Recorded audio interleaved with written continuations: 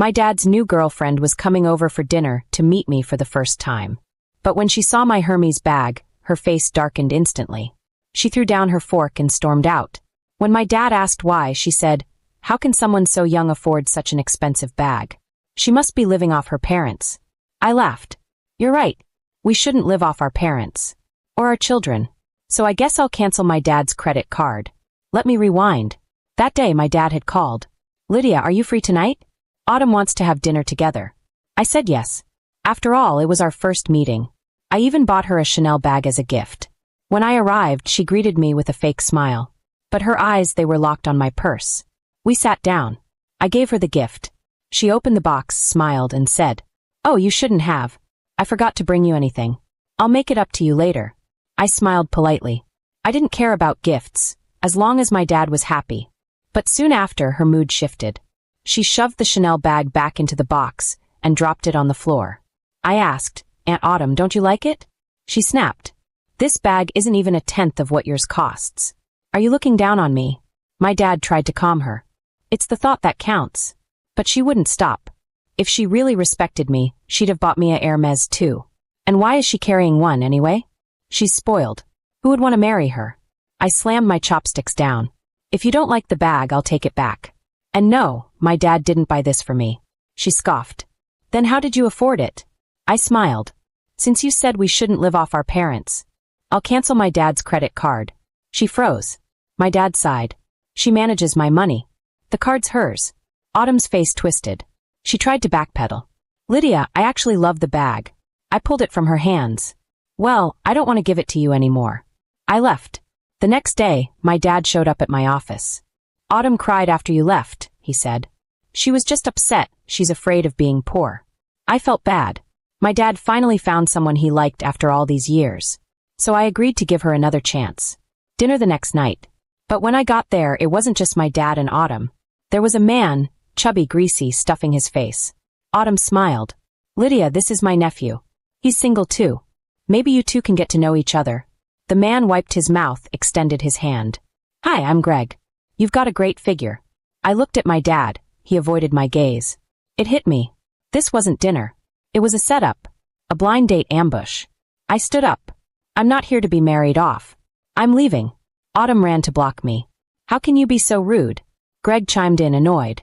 "Didn't you say she was richer and prettier than my ex-wife? I thought she was going to be the mother of my kids." I turned to my dad one last time. "You once said no one would matter more to you than me. I guess that changed." And I walked away. They say the kind of person someone tries to set you up with reflects how they see you. Autumn was one thing, but for my dad, who knew everything about me, what did he think I was? This time I was thoroughly enraged. I shoved Autumn aside and slammed the door so hard it shook the walls. I don't know how Autumn consoled her precious nephew, but on my way back, my phone kept buzzing. My dad had sent me countless messages.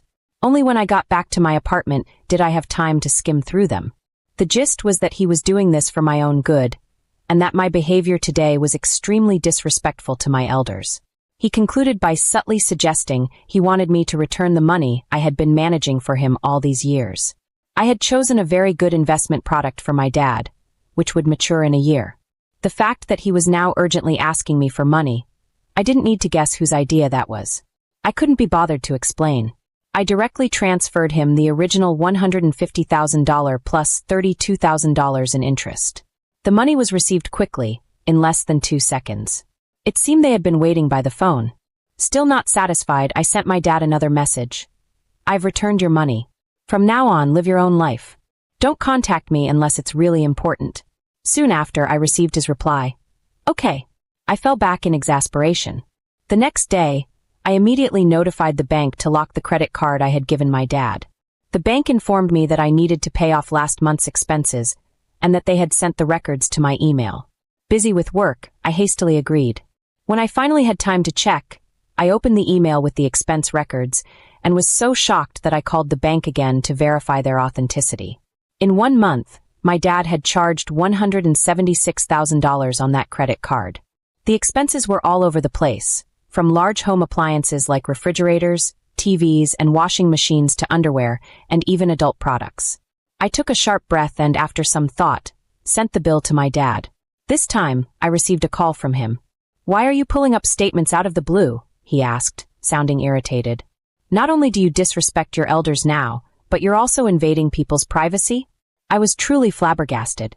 Your spending last month was so high that the bank specifically sent me a statement for repayment. Where did you buy all these things? I didn't see any new additions at home. There was some rustling on his end, then he lowered his voice. Your Aunt Autumn's previous house was empty, with nothing in it. I thought since I often stay there, I'd buy some things. Then came the impatience in his tone. If there's nothing else, I'm hanging up. Listening to the echo on the phone, I was so angry I could barely catch my breath. Using my money to please his girlfriend, allowing her to criticize me, plan my future, and even encouraging people like Greg? Autumn was problematic, but my dad was even worse. I calmed down and immediately made another call. Hello, it's me. Help me find an address, and then bring some people there. After hanging up, I was about to get back to work when my assistant, Amy, knocked on my office door looking troubled. Ms. Young, there's someone downstairs claiming to be your boyfriend. He wants you to go down and meet him. When Amy and I got downstairs, we saw several men in work attire huddled together, talking, occasionally glancing at passing women with lewd smiles. Greg, who was surrounded by them, spotted me and immediately pushed his friends aside to walk toward me. Honey, you finally came down. My buddies and I were just in the neighborhood. Since it's your first time meeting them, you should treat them to something nice. Greg's honey shocked not only me but everyone around. Who the hell is your honey? I turned to the security guards. Who let these people in? Get them out. As the guards approached, Greg's friends looked confused, shouting at him to control me. Greg's face darkened and he reached out to grab me, but Amy quickly stepped between us and slapped his hand away. I forgot to mention, Amy used to be a district-level boxing champion.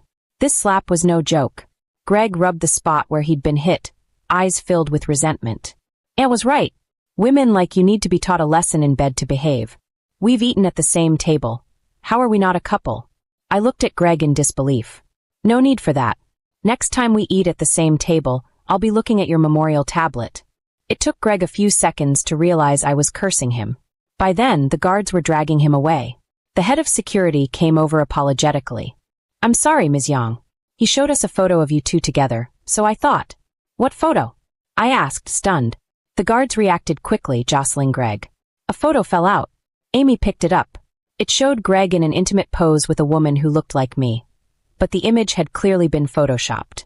Contact the legal department. Someone has violated my right of portrait, I said, handing the photo to Amy. Greg, you'd better come clean about where you got my photo. Otherwise, I'll sue you until you're penniless. Greg, now intimidated, admitted Autumn had given him the photo. She also knew my company and home addresses. As for who gave her those details, the answer was obvious. I waved to the guards to drag him out. Although I already knew my dad was completely on Autumn's side, just thinking about how easily he handed me over like some gift still stung. The lawyer worked quickly, not only filing a lawsuit against Greg, but uncovering more. It turned out that after learning about my identity, Autumn contacted several single male relatives overnight, urging even her cousins and nephews to get divorced, all hoping to marry me. Autumn had it all planned. She had my dad under her thumb. Her relatives would trap me next. Then they'd make me have a child to secure their comfort forever. To plan so much in just one evening. There was no way Autumn was innocent. I told the lawyer to be ruthless. Then I opened my front door and was immediately slapped. The slap made my head spin. I staggered back, barely managing to grab the shoe cabinet to steady myself. When I regained my balance, I saw an angry Robert and a pretentiously distressed Autumn in front of me. You ungrateful daughter, what are you trying to do? Robert shouted, shaking with anger. How dare you send people to remove things from your Aunt Autumn's house? Don't you know the law? This is illegal. Robert, don't be so angry. Autumn grabbed his hand and wiped away non-existent tears. Lydia, you've gone too far. I understand you don't want your father buying things for me, but how could you sue Greg? Autumn cried louder. Robert turned to comfort her and glared at me. Tell your people to return the items to your Aunt Autumn, and drop the charges against Greg. He was just being nice, bringing his friends to meet you. You're just as difficult as your mother. Hearing him mention my mother, my chest tightened. He used to speak of her with affection. Now there was only disgust in his tone. I looked carefully at the man before me. He looked like my father, but he didn't feel like him anymore. The things were bought with my money. I have the right to remove them. And as for you too, I stepped back and placed my hand on the alarm button by the door. You entered my home without permission, assaulted me, and leaked my personal information. I will take legal action against both of you. Robert stopped comforting Autumn, and she stopped crying. They looked at me in disbelief. I'm your father. You're going to sue me. Without hesitation, I pressed the alarm. It was connected to the building's security office. Robert rushed toward me. Autumn didn't stop him. Her eyes burned with hatred. Thankfully, the security guards arrived just in time. They pulled Robert off me and restrained Autumn too. At the police station, the officers were clearly uncomfortable. They said it was a family matter and suggested we resolve it privately. Autumn visibly relaxed, throwing me a smug look, as if she'd won. I smiled and pointed at her. One more thing, this woman stole from me. Everyone froze. Robert looked at Autumn, confused. Earlier, I'd reviewed my home's security footage. After Robert brought Autumn over, he went to the bathroom. She took the opportunity to raid my bedroom, stealing gold jewelry and luxury accessories. The police searched her and found several of the stolen items.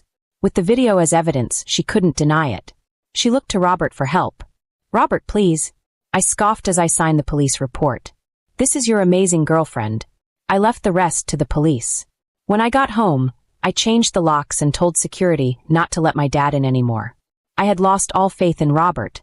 He called me several times afterward, but I never picked up. His only goal was to get Autumn and Greg released. I refused. That's when the vulgar messages started coming. It was like the father I once knew never existed. Autumn was sentenced to a few months for theft. Right after she got out, I learned Robert had married her. I just thought, perfect match. Now stay away from me. But they didn't. As my company grew, my partners and I moved to a new office. We'd been busy for weeks with the transition. Then one day, Amy came to me looking concerned. Ms. Yang, take a look. Isn't this your father? She handed me her phone. I froze. On screen was a live stream. Robert looked disheveled, his hair messy, eyes dull, sitting awkwardly on a worn-out couch. Standing beside him was Autumn, full of fake energy as she ranted to the audience. She accused me of mistreating my father, disrespecting her, and using money and influence to suppress her. She painted me as a cold, greedy daughter trying to drain my own father dry. Even Robert's lack of relationships for a decade was blamed on me. Ms. Yang, if this spreads, it might affect the company's image, Amy warned. I handed the phone back to her. Let the legal team handle it. That's not your job. Amy nodded and left. I went to a quiet room and called Robert. He answered after a while. What's the meaning of this live stream? Are you really trying to ruin me online? Honey, you can't say it like that, he croaked. You won't forgive Autumn, you locked the credit card, you act like I was never your father. I have to think about our future. I heard rustling on the line. I opened the live stream again. They had stepped away from the camera. What do you want to stop all this? I softened my voice. Dad, I never stopped you from finding love. I even bought her a Chanel bag. But she mocked me. She set me up with her divorced nephew. She stole from me. And you never said a word in my defense. Enough with the sob story. Autumn suddenly took the phone. Her shrill voice cut through. $1 million. Give Robert $1 million, and we'll disappear forever. Otherwise, get ready to be humiliated online. I held the phone away slightly, making sure everything was recorded. You want money? I laughed. Fine. I'll burn it for you in 10 or 20 years. I hung up and immediately sent the recording to my lawyer. Autumn's live stream was quickly reported for defamation. With the call recording, surveillance footage, and police reports, we had more than enough evidence.